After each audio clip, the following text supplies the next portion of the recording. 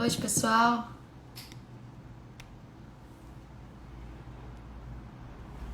Boa noite, pessoal. Tá me ouvindo bem? Tudo direitinho? Tudo certo com o áudio?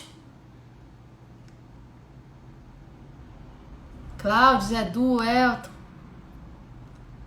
Clarinha, Charlene.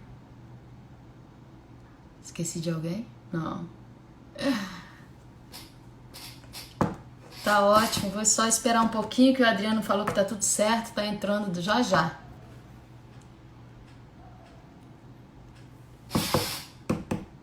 Sim, minha internet é boa, Elton. Na verdade, eu chamei essa live pelo assunto que me intriga muito. E procurei um professor da área, acho que um dos melhores do estado, que é o Adriano Pedra. É uma sumidade na matéria e me instiga muito o confronto que está existindo entre o nosso direito fundamental e os nossos deveres, né? E nada melhor que o Adriano, que é professor de pós-graduação, não, de mestrado, doutorado. Trouxe, ó, o Adriano entrou aí agora. Vou chamar aqui ele, porque quero render todas as homenagens olhando para ele. Só um minutinho.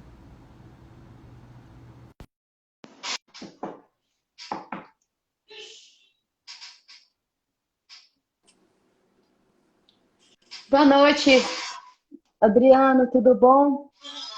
Olá, boa noite, Érica, boa noite a todos e todas que nos assistem. É um grande prazer estar aqui com vocês. Tudo bem?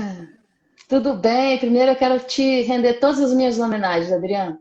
Sou uma fã sua, orgulhosa, muito feliz de quando a primeira manifestação que eu fiz, você, vamos, que legal, foi fascinante, assim, a facilidade, a disponibilidade sua me encantou demais, viu? Achei que ia ser difícil, porque você, querendo ou não, é um professor de mão cheia dentro desse nosso estado do Espírito Santo.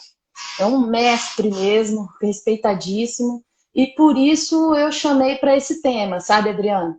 Me instiga muito, porque os direitos fundamentais hoje estão sendo um pouco mitigados, e aí a sociedade fica com aquela distância entre dever e direito. E nos intriga também, operadores de direito, acho que é uma situação muito inédita para a gente está vivendo, e que a gente às vezes não sabe nem explicar como que pode certos direitos fundamentais estarem sendo mitigados nesse momento em favor de deveres que nós temos na Constituição também, que muitos não têm nem a noção de que existem, né? E nada melhor que conversar com você nessa noite. Nosso público hoje normalmente são operadores de direito, mas espero que apareçam outros também, justamente para a gente entender essa situação que a gente está vivendo, que é extraordinária, né, Adriano? Sem dúvida. Bom, Érica, eu gostaria de falar que o sentimento é recíproco, né? Tenho uma grande consideração por você e, assim, um grande prazer, uma grande satisfação, né, estar aqui nessa live com você, nesse canal. Grande oportunidade, assim, é um prazer, uma satisfação muito grande. Eu parabenizo você, né, por essa iniciativa de estar promovendo esses debates, né? São tempos difíceis. A gente está numa nova rotina, digamos assim. Eu não sei nem se dá para falar que a gente saiu da rotina e já a gente vai voltar à nossa rotina, ou se a gente vai, de fato, partir para uma nova rotina, pelo menos no médio prazo, né? O cenário futuro é muito incerto.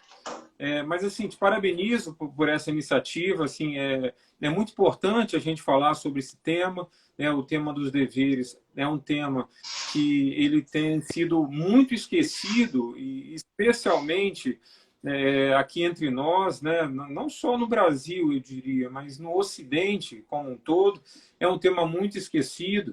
E talvez em momentos como este, momento em que a gente vive uma crise sanitária, a gente possa perceber o quanto que nós estamos conectados uns com os outros, né? Enquanto seres gregários que nós somos, né? Nós vivemos em sociedade, a gente precisa do outro. Quer dizer, a gente sabe disso, mas eu acho que às vezes falta um pouco de algo, uma intuição, no nosso subconsciente. Né? É claro que a gente sabe que a gente precisa de alguém que fabrica o pão para a gente comer, e essa pessoa precisa de um advogado, e aí a gente está lá para prestar o serviço. É claro que a gente tem isso racionalmente, mas às vezes a gente esquece isso. Né? A gente esquece que a gente não vive só de direitos, ou não são apenas os direitos que integram o estatuto do indivíduo, mas também os deveres. Eu falei do mundo ocidental porque a gente consegue perceber nesse momento de pandemia uma diferença de comportamento entre uma pessoa ocidental e uma pessoa oriental com relação às determinações governamentais. Não vou nem entrar no mérito aqui nesse momento agora da legitimidade de certas condutas, enfim, mas a gente vê pessoas seguindo, né, determinadas medidas sanitárias de uma forma no Oriente e uma forma diferente no Ocidente. Eu me lembro que uma vez teve um acidente nuclear no Japão, há muito tempo atrás. Salvo engano, foi de Fukuyama, alguma coisa assim, e fizeram uma pesquisa entre os japoneses, o que eles achavam de ter um aumento nos tributos para poder reconstruir aquela parte do país que tinha sido afetado, as pessoas, etc. E os japoneses eles foram a favor de aumentar os tributos ou de criar novos tributos para a reconstrução, ao menos daquela parte que foi afetada pelo desastre nuclear.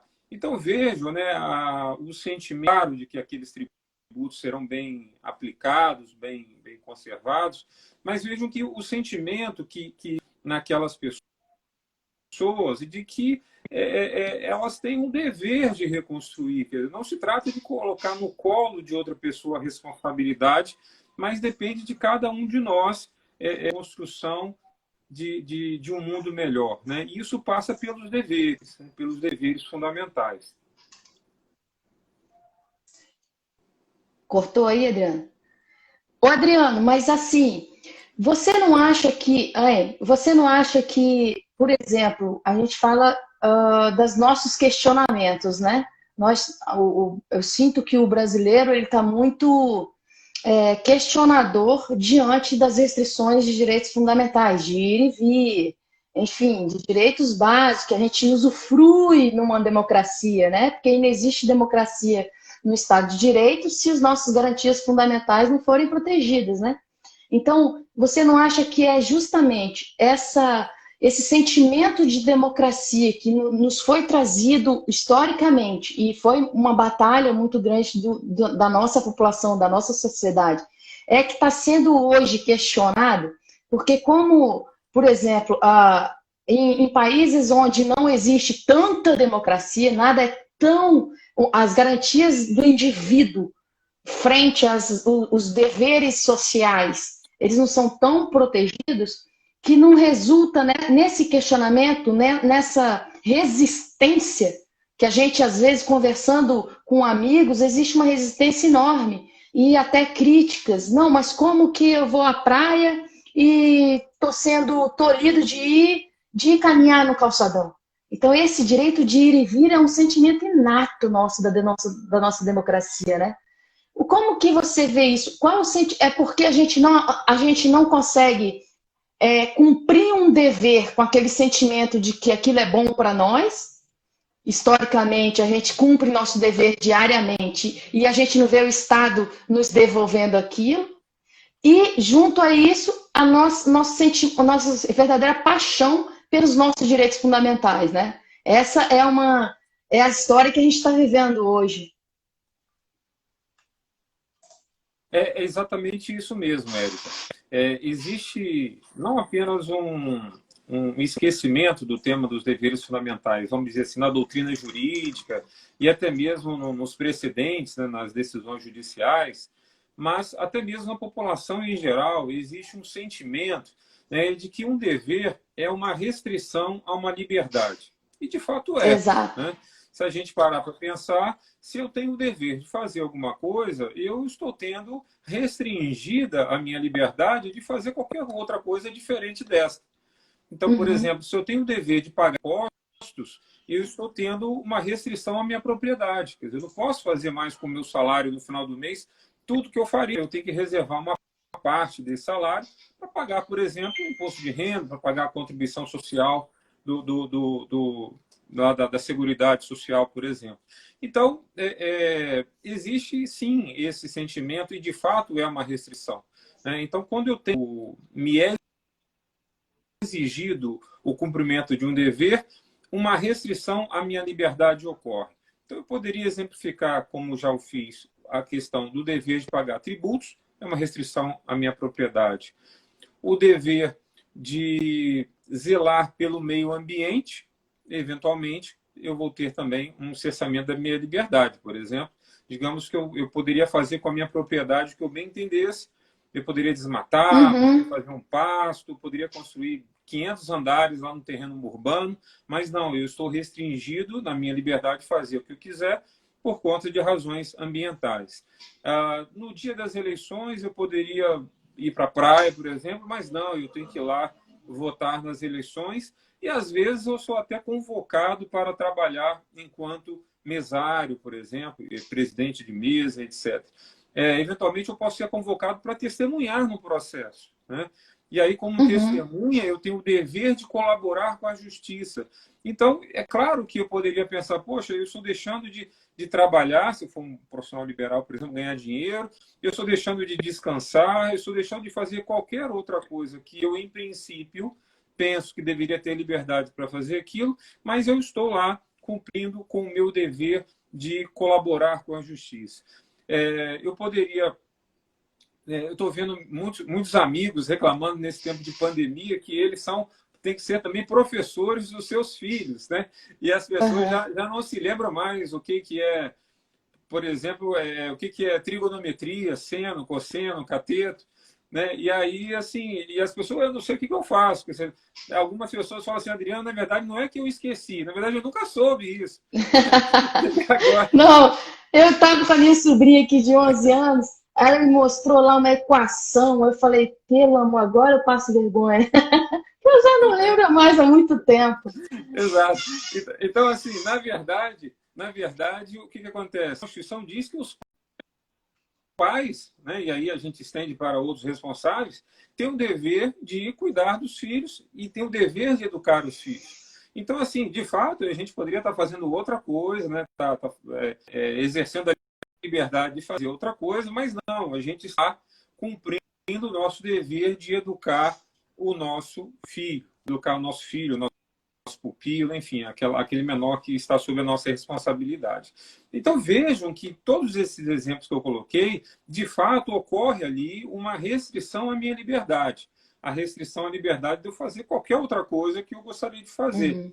Agora, se a gente para analisar cada um desses exemplos que eu dei, a gente pode perceber que quando eu cumprir com esse meu dever, né, seja o dever de pagar tributos, o dever de colaborar com a justiça, com o dever de educar o meu filho, eu estou ali também promovendo direitos fundamentais. E aí que está a questão da legitimidade dos deveres. Então, por que eu cobro tributos de alguém? Quer dizer, eu não estou mais numa época lá que as pessoas eram expropriadas, razoadas, nada disso. Eu estou cobrando tributos de alguém porque eu preciso de dinheiro, porque os direitos têm custos, né? Não existe almoço grátis, então os direitos têm custos. Então, se eu, por exemplo, em direito à saúde, se eu falo direito à segurança pública, se eu falo em direito à segurança, se eu falo em direito ao mínimo existencial, e a gente tem, por exemplo, a questão, né, do auxílio emergencial. Então, está falando desses direitos, a gente está falando de um custo. E esse custo, quer dizer, como é que o Estado vai, né, conseguir o dinheiro? Então, a gente precisa cumprir com o nosso dever de pagar os tributos para que o Estado consiga suportar tudo isso. Da mesma forma, se eu falo, por exemplo, que uma criança tem direito à educação, e de fato ela tem, é claro que cabe ao Estado a educação para as crianças. E quando eu digo Estado fornecer educação, eu estou falando em quê? Eu estou falando do Estado colocar lá uma escola gratuita, eu estou falando do Estado colocar merenda escolar, eu estou falando do Estado colocar transporte escolar, eu estou falando do Estado eventualmente fornecer uniformes, eventualmente fornecer livros, cadernos didáticos, lápis, borracha, etc. Tirando do Estado esse papel imprescindível, essencial do Estado. Esse dever Mas do veja, Estado, né? somente como? Esse dever do Esse Estado, dever do exatamente. Estado. O dever, perfeito, perfeito. Quer dizer, o Estado, por um lado, ele tem o dever, mas, por outro lado, o indivíduo ele também tem o dever. Quer dizer, além do dever do Estado de fornecer a educação para as pessoas, para as crianças, para as pessoas, os pais também têm o seu dever. E um dever não exclui o outro, porque eles se complementam. Então, se apenas o Estado fornecer, como algumas pessoas acham, né? Não, eu não sou professor, etc. Se apenas o Estado for, mas se os pais ou responsáveis não dão a necessária atenção para os seus filhos ou os seus pupilos, a gente não vai ter o direito à educação realizado adequadamente. Por quê? Porque os pais, não estou falando, veja, eu não estou dizendo aqui que os pais têm que saber trigonometria, né? Antes que alguém pense que eu esteja dizendo isso. Mas, minimamente, os pais precisam, primeiro, matricular os seus filhos na escola, né? Tá lá no E que é um dever, né? E é um dever. Que é um dever. dever, exatamente. O Supremo até discutiu essa questão, né, Érica, com relação ao homeschooling, né, o ensino domiciliar, e que agora todos nós somos forçados, né? Era uma discussão, um certo preconceito, e a gente foi depois disso nós vamos estar aptos, né? Alguns pais vão estar aptos a fazer, a praticá-lo. Em toda crise surgem oportunidades, né? E a gente está percebendo aí que a gente pode fazer muita coisa, né, dentro de casa. Claro, né, respeitando, muitas das pessoas não têm todo o aparato tecnológico, todos esses recursos, às vezes nem conhecimento, né? Mas quando eu digo acompanhar os filhos nas escolas, eu não quero dizer aqui apenas essa questão de acompanhar ali mesmo a trigonometria, ou saber biologia, a diferença de vírus para bactéria, enfim, essas coisas. Mas minimamente chegar para a criança e perguntar: vem cá, você está tendo alguma dificuldade? Você está indo à aula? Como o seu professor está te ensinando bem? Você está tendo alguma dúvida? Minimamente isso, né, para saber o que está acontecendo. Perceber é o seguinte, que quando a gente analisa, não só no Brasil, mas até mesmo em termos de Espírito Santo, a gente tem pesquisas dizendo, informando para a gente o seguinte: naquelas comunidades em que os pais mais participam ativamente, não só estando próximo dos filhos, parece uma coisa absurda, né? Tem pai que está longe dos filhos, mas é verdade, mas também próximo das escolas, participando de reuniões, conversando com os professores. Quando isso acontece, quando a gente tem essa grande participação dos pais, os índices as notas dos alunos, né, o êxito dos alunos aumenta consideravelmente nas escolas. A gente pode comparar isso muito bem. Naquelas comunidades que os pais são mais presentes, os resultados são muito melhores. Então, é claro que o Estado tem o dever e tem que cumprir o seu dever. Mas, além do Estado, os pais também precisam participar da educação dos seus filhos. Então, isso é um dever. E é claro que é uma restrição à liberdade, né? As crianças, elas não estão... perdão, os pais poderiam estar fazendo outra coisa, se divertindo, mas não, estão ali atentando para a educação dos seus filhos, mas isso é importante para promover o direito à educação da criança, que é um direito fundamental. Então, só faz sentido a gente falar em dever fundamental quando o dever promove um direito fundamental, e não o dever pelo dever. E aí, talvez, porque a gente já viveu períodos, né, de autoritarismo no nosso país, talvez a gente traga, né, a população em geral, que eu estou falando, não apenas a questão da doutrina jurídica, mas a população em geral, a gente traz, né, nós trazemos conosco esse sentimento de que o dever é algo autoritário, quer dizer, algo que está restringindo a minha liberdade. De fato, é verdade, está sim restringindo a nossa liberdade, mas por um bem maior, que é a promoção de um direito fundamental, que pode ser o meu próprio direito fundamental, pode ser o direito fundamental de um familiar meu, pode ser o direito fundamental de uma coletividade que nos cerca, ou pode ser o direito fundamental de todos os brasileiros, quando eu falo, por exemplo, em pagar tributos. Então, de fato, Adriano, existe esse sentimento, né? Mas o dever é muito importante. O Adriano, e nessa fase que nós estamos vivendo de um estado de exceção, nós estamos num estado de exceção, né?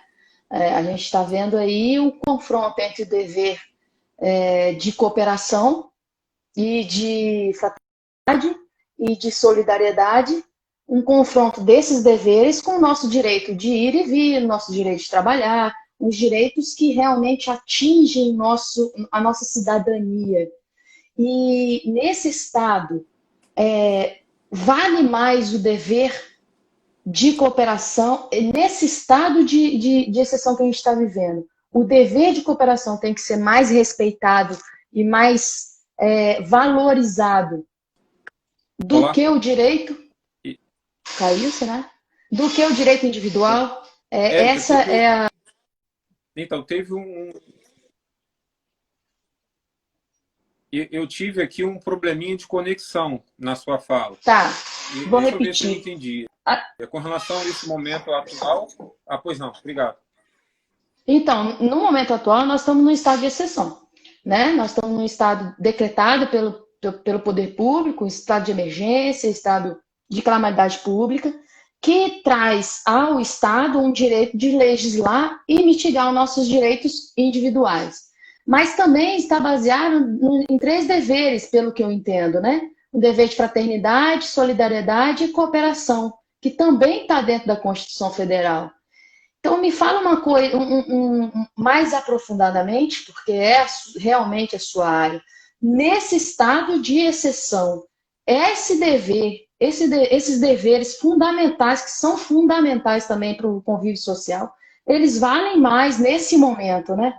Nós temos que renunciar a certos direitos, não tem jeito. Exatamente. Então, assim, quando a gente se preocupa, agora eu estou falando nós juristas, né, de estudar os deveres fundamentais, então, assim, a gente pode ter um preconceito em relação a eles, e, aliás, a gente precisa estudá-los exatamente para que eles não sejam apropriados pelo autoritarismo, né? Ou seja, a gente pensar em deveres fundamentais em uma democracia, né? Essa é a ideia que a gente precisa ter em mente. Tem um limite então, ali, tem um limite que a gente fica perdido, né? Até nós, operadores de direito, imagina a sociedade. Tem um limite que é muito tênue entre o dever, onde o Estado está livre hoje para legislar nesse estado atual que nós vivemos, e o autoritarismo.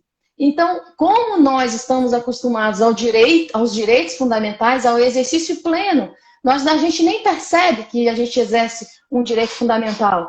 E qualquer coisa que atinja esse direito, a gente acha que é autoritarismo.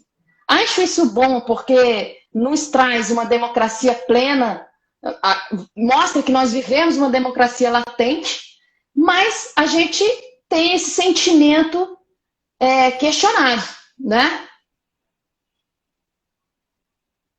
Exatamente. A situação que a gente vive hoje, Érica, é uma situação assim muito difícil de conceituar, né? Porque se a gente tiver Exato. Desculpa. Se a gente tivesse uma situação de estado de exceção decretado, né, de estado de sítio, estado de defesa, a gente teria as regrinhas da Constituição já limitadas. O que eu posso cercear, liberdade de direito de reunião, que tipo de restrição que a gente teria, está lá definido na Constituição. Agora, a gente está numa situação que, como você bem disse, caracteriza um estado de exceção, mas um estado de exceção de fato, né? E não aquele decretado não de direito. Pública, como estado de defesa, estado de sítio. E aí essa é a nossa dificuldade, porque, por exemplo, a gente não pode...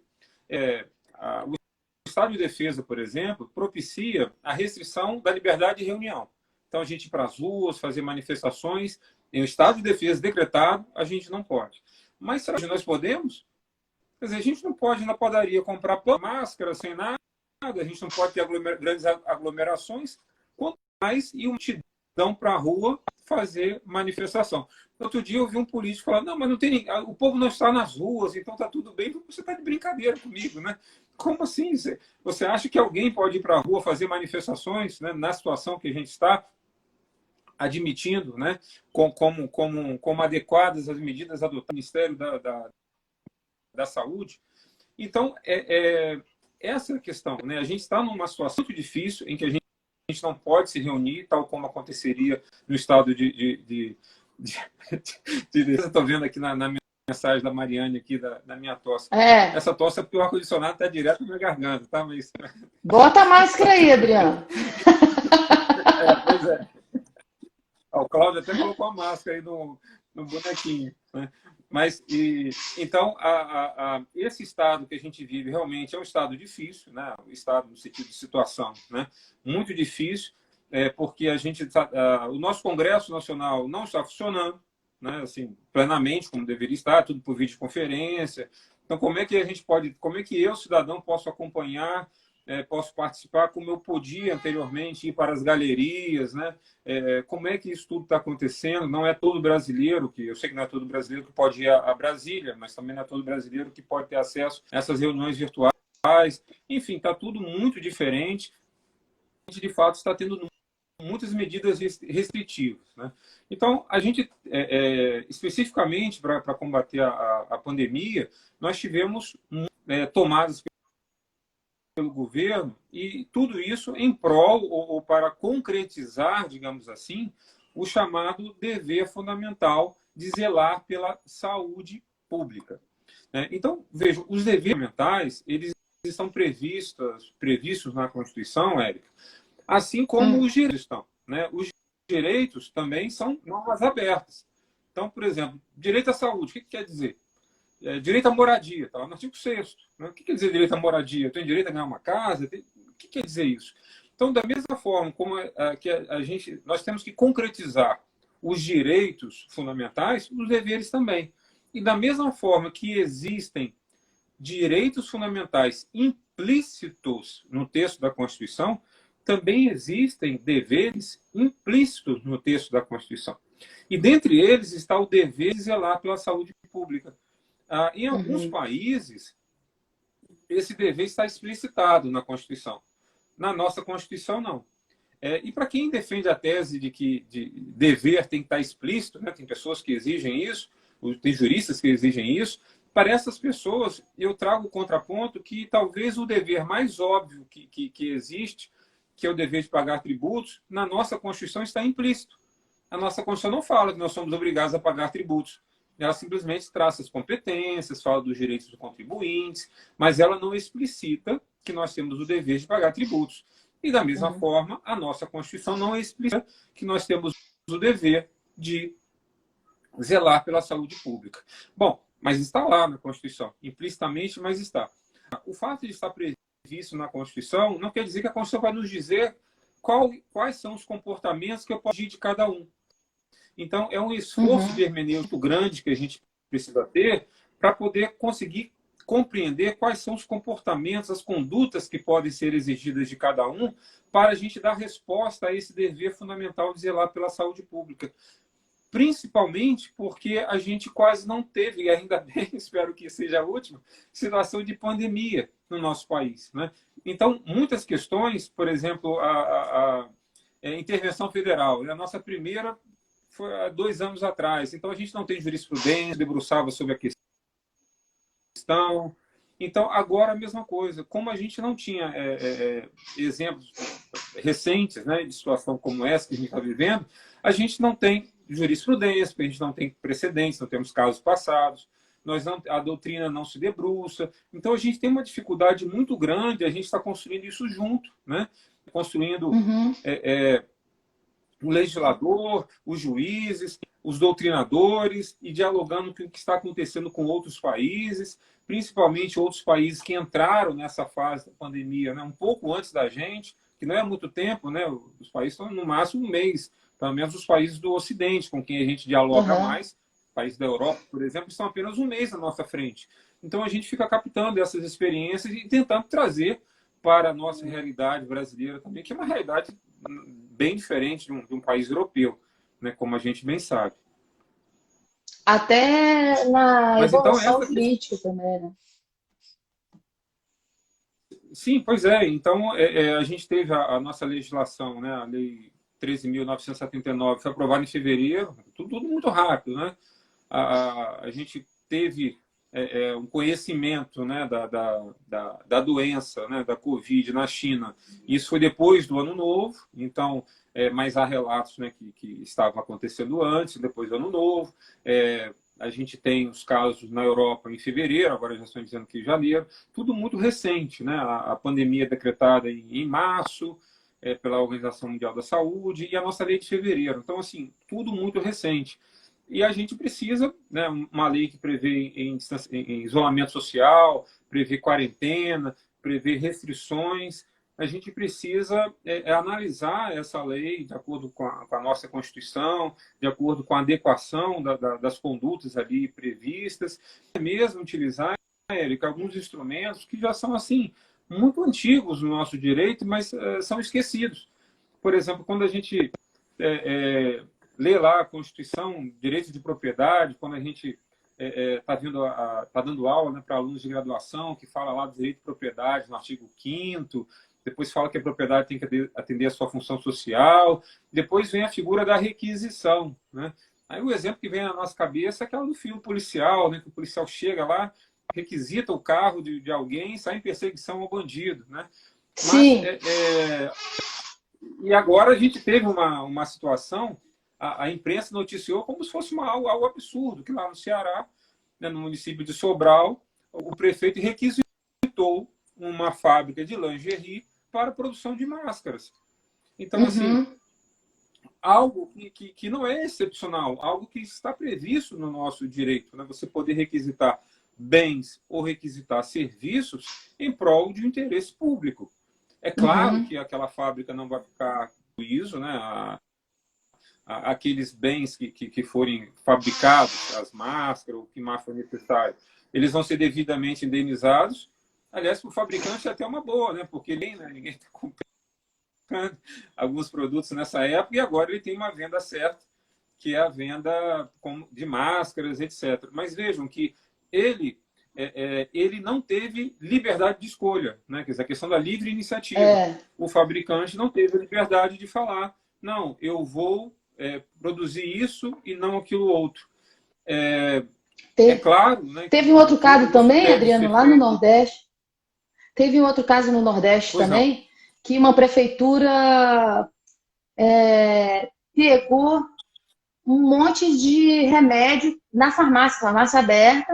O representante da prefeitura foi lá, pegou todos os remédios que eles precisavam no hospital e depois, enfim, esse liame entre o abuso e o dever é que as autoridades precisam realmente ter um pouco mais de zelo para o cidadão e para a sociedade não ficar questionando tanto, poxa, mas é meu direito ou eu tenho o dever de entregar? Aquela confusão que teve lá no Nordeste, essa aí da fábrica também. E teve uma em São Paulo que eles pegaram os equipamentos também com base nessa função social, né? De fato, assim, a gente está vivendo uma situação nova e é tudo urgente, né? É tudo muito tudo rápido, urgente. as coisas estão acontecendo muito rápido. Exato. Então, assim, é até difícil a gente medir, né, essa questão do excesso por parte da autoridade que faz a requisição, porque a gente só consegue analisar quando a gente conhece exatamente o contexto em que ela é realizada, né? Essa requisição é realizada. Porque é claro que muitas das vezes você vê um equipamento hospitalar sendo requisitado de um lugar, enfim, para outro, porque supostamente acontece uma maior demanda em outro lugar e a distribuição não está sendo bem feita. Dependendo do olhar que a gente tiver, a gente sempre vai achar que a grama do vizinho é mais verde, né? E achar que quando você perde aquele equipamento, aquele serviço, que na verdade você está precisando mais do que ir para aquele lugar para onde foi requisitado. Então, assim, às vezes realmente é uma questão de percepção, mas não no sentido de que está autorizado, mas eventualmente acontece, né, de certos abusos, acontece certos excessos e até mesmo essa questão da indenização, né, que é posterior, muitas das vezes vai acontecer com aquela velocidade que aquela pessoa esperaria de receber, né? Porque a gente está numa situação, de fato, que a gente está numa situação, vivendo uma situação que acontece tudo muito rápido. Não vou nem falar em questão de arrecadação, que despencou, né? Isso também é notório, porque a atividade econômica está à míngua, então, consequentemente, a arrecadação também está. Tem coisas que têm um certo delay para aparecer, né? Tem um certo retardo para tornar visível, mas a gente está caindo e assim por diante. E esse tipo de coisa realmente acontece e deve ser proibido. Até mesmo, eu trago aqui o exemplo daquela medida provisória que foi suspenso pelo Supremo Tribunal Federal, mas chegou a atender a questão dos prazos da Lei de Acesso à Informação.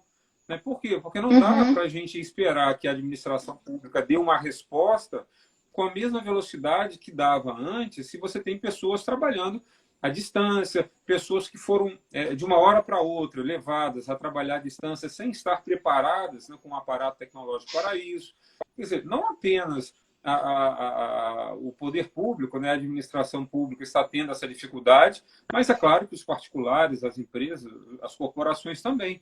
Não tem como eu exigir de uma empresa, por exemplo, a nossa declaração de imposto de renda de pessoa física, né, que é a mais simples, ela foi adiada. Quer dizer, das empresas também, as obrigações tributárias acessórias, além da obrigação principal, não tem como a gente exigir, né, de uma empresa, de um empresário, como a gente exigia antes, porque a gente está diante realmente de uma situação excepcional. E para situações excepcionais, a gente precisa também adotar comportamentos excepcionais. Vamos ver uma pergunta que o Cláudio fez aqui. O Cláudio vai fazer uma live comigo amanhã, um tema muito interessante, constitucional também. Requisição do mesmo equipamento, feita ao mesmo tempo pela União, pelo Estado e pelo município. Como faz? Essa é boa, hein, Cláudio? Essa é boa. O bom do Cláudio é que ele sempre coloca difíceis, né?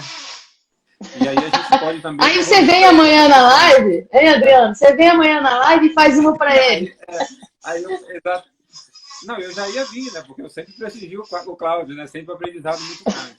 Mas eu me lembro, Cláudio, ia falando de propriedade, né?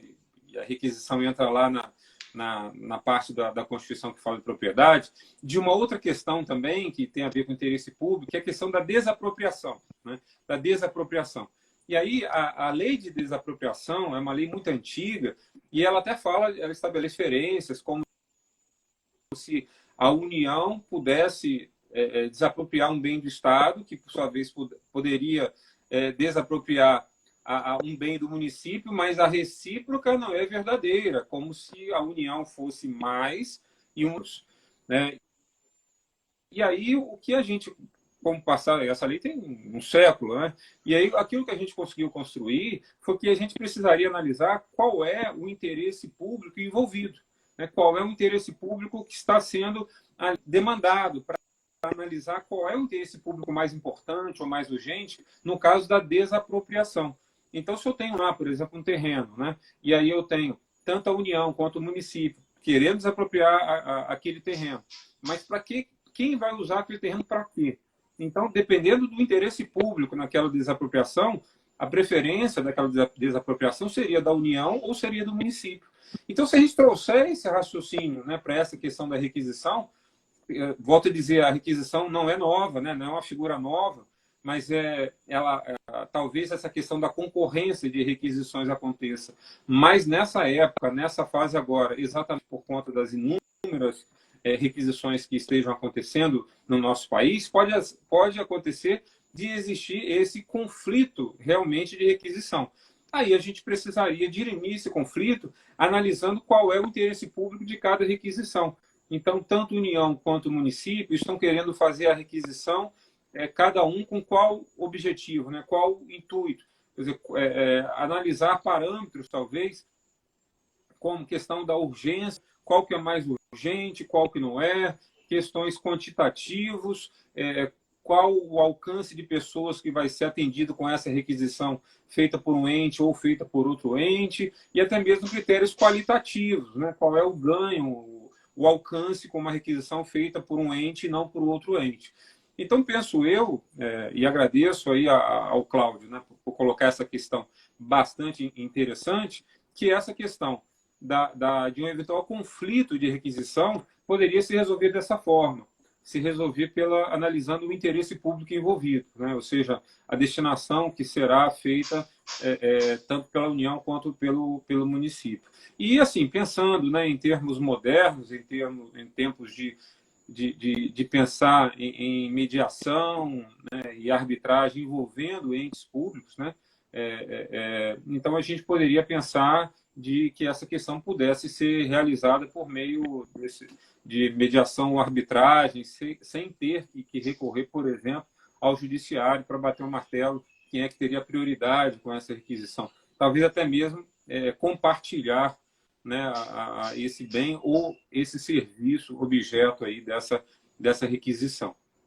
Nesse cenário político que a gente vive, acho que é inviável uma mediação. O município está brigando com o Estado está brigando com a União, a gente não vê mais o que está sendo protegido, o que está sendo político. Esse cenário está bem complicado para que, por exemplo, o farmacêutico que entregou todos os equipamentos lá dele, todas as medicações que ele entregou para o Estado, porque ele estava ali com um fiscal do município entregando tudo a ele, e que, inclusive, o Adriano, nesse mesmo município, as outras farmácias fecharam as portas, eles estavam até abertas, mas fecharam a porta, justamente como reação de um abuso, que eu não sei se foi abuso, mas na cabeça do cidadão é um abuso, né? Porque o Estado não promoveu aquele conhecimento de que seria ressarcido, fez uma coisa bem serena, bem pacífica, aquela arbitrariedade ali momentânea do município foi prejudicial para a sociedade local. Mas vamos aqui no nosso roteirinho, porque já são 19h42. Você falou aqui, falar A conversa está boa, né? E o tempo vai passando. Nossa, passou muito rápido. Falar sobre o dever de cooperação. Vamos ver essa pergunta aqui. Não é pergunta, é só uma observação. Gostei da abordagem dos deveres fundamentais. A própria Constituição prevê instrumentos de estabilização constitucional em caráter excepcional que são autoritários. Quais seriam esses, professor Gabriel Cupertino? Me explica melhor aí, Gabriel, que aí a gente discute aqui. Adriano, o dever de cooperação é de todos os cidadãos, pessoa jurídica, pessoa física, está na Constituição, isso está previsto na Constituição? Nós temos que... Sim, então, a nossa Constituição, Érica, ela tem uma relação, né? Ela tem um rol de deveres fundamentais, né? Como eu disse, vários deveres estão explicitados, como dever de votar, dever de colaborar com a justiça, dever de prestar dever de proteger o meio ambiente, de proteger o patrimônio cultural, diversos estão explicitados. Mas, além disso, o que a Mariane está colocando aí agora, né, o princípio é solidariedade, que é o fundamento de todos esses deveres. Então, da mesma forma como a gente costuma colocar que subjacente aos direitos fundamentais da pessoa humana, que está estampado logo no início da nossa... A solidariedade também está estampada logo também no início da nossa Constituição.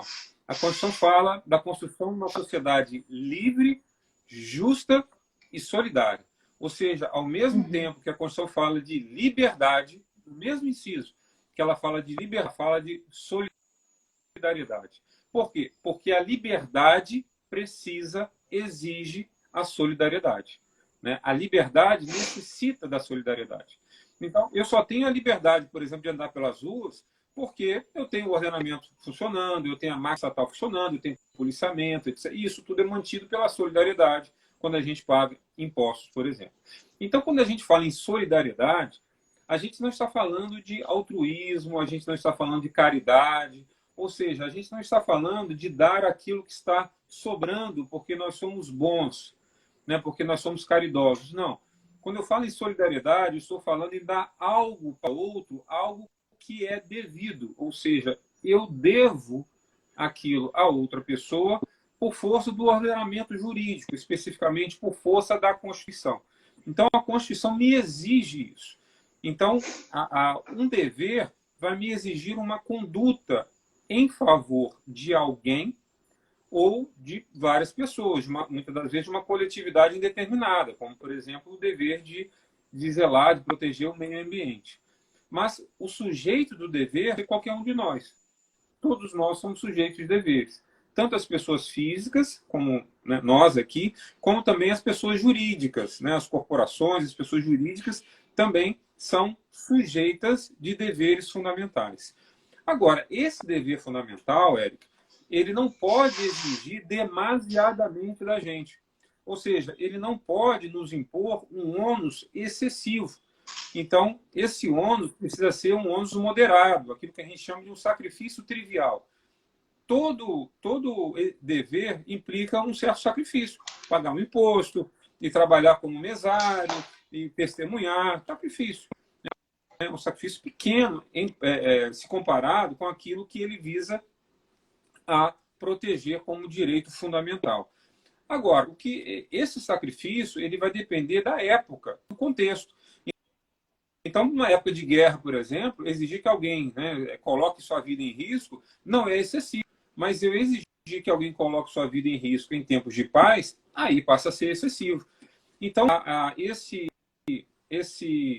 por exemplo, a figura da requisição que nós estamos falando, né, simplesmente chegar lá, requisitar um bem ou um serviço e não indenizar seria excessivo. Uma pessoa estaria de maneira muito onerosa, muito exorbitante, tendo um dever exigido dela, ao passo que outras pessoas não estariam sendo exigidas da mesma forma. Então, por isso que existe a figura da indenização.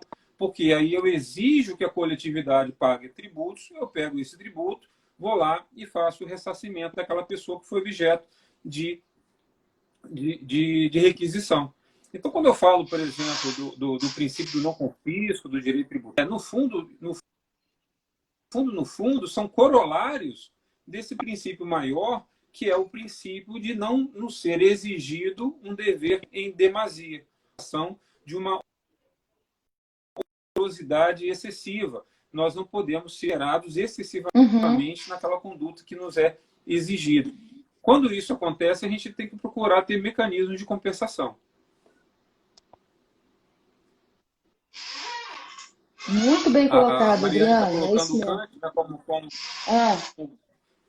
isso, um fundamento filosófico, sim, né, a questão dos imperativos é um importante fundamento filosófico. Pensar também, Mariane, em outras matrizes teóricas, né, diferentes, portanto, que são as matrizes, que falam em ética da responsabilidade, que falam em ética da alteridade. Então, são bases filosóficas diferentes, mas todas elas servem, sim, de suporte, né, para o estudo dos deveres fundamentais. Então, do plano da dogmática, né, isso lá na Constituição, mas não basta essa fundamentalidade formal, ou seja, está previsto na Constituição, né? A gente precisa também dessa fundamentalidade material, essa fundamentalidade de conteúdo, de substância, né? E daí, então, a gente precisa, sim, dessa base filosófica. Kant, né, é uma dessas possibilidades, a questão dos imperativos, mas quando a gente analisa a questão da autoridade, a questão da preocupação, do cuidado com o outro, depende de nós também dependemos do outro. Então, a gente pode ter várias bases filosóficas para trabalhar do ponto de vista substancial a questão dos deveres fundamentais, além da questão formal, né, que, como a gente já disse aqui, está prevista na nossa Constituição.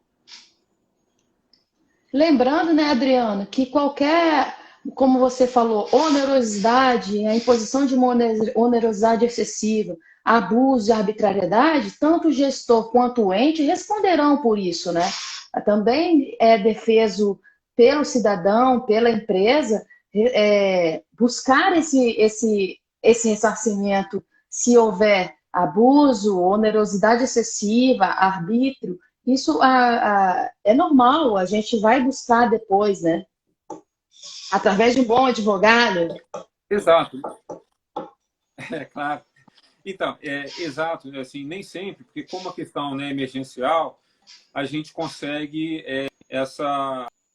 a dimensão, né, das coisas, a indenização naquele tempo, que seria o tempo próprio, né, isso realmente acontece. Até mesmo questionar, por exemplo, a questão da punição, quem é que pode ser punido. A gente tem visto, por exemplo, uma obrigatoriedade das pessoas utilizarem máscaras, né, por razões sanitárias, mas, então, bom, esse é um dever, né? Quer dizer, nós temos o dever de saúde pública e como comportamento específico, por ser adequado, vamos admitir que seja, e exigindo de nós usar máscara para ir nas ruas. Aí, quando a gente fala em dever, Érica, a primeira coisa que desde quando a gente é criança, né, quando os pais da gente falam assim, olha, você tem que fazer isso. Aí, a primeira coisa que vem na nossa mente... Tem a punição. Vem cá, se eu não fizer, acontece o quê?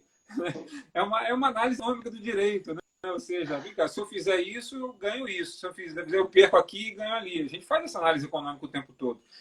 E aí vem a questão da punição, né? Uma coisa que a gente pergunta. Se eu não cumprir com nem sempre, a gente vai ter uma punição, né? Que vai vir junto com o dever. Às vezes, até a punição em sentido estrito é até pequena em comparação a outras consequências. Por exemplo, o dever de votar, né? Se a gente não vota, a punição, no sentido estrito da palavra, né? Essa é a punição. Mas a gente tem diversas consequências, como, Sim. por exemplo, não poder colar grau, não poder se inscrever no OAB, como não... etc., que muitas das vezes são consequências mais graves, digamos assim, na vida de alguém, que pagar R$2, né? Ter a sua propriedade afetada em R$2 para pagar uma multa, R$2 ou R$3 ou R$4. Então, assim, de fato, a gente tem que se preocupar com isso, né? Com essa punição que está tendo, porque às vezes a gente vê, as pessoas são obrigadas a usar máscara, por exemplo.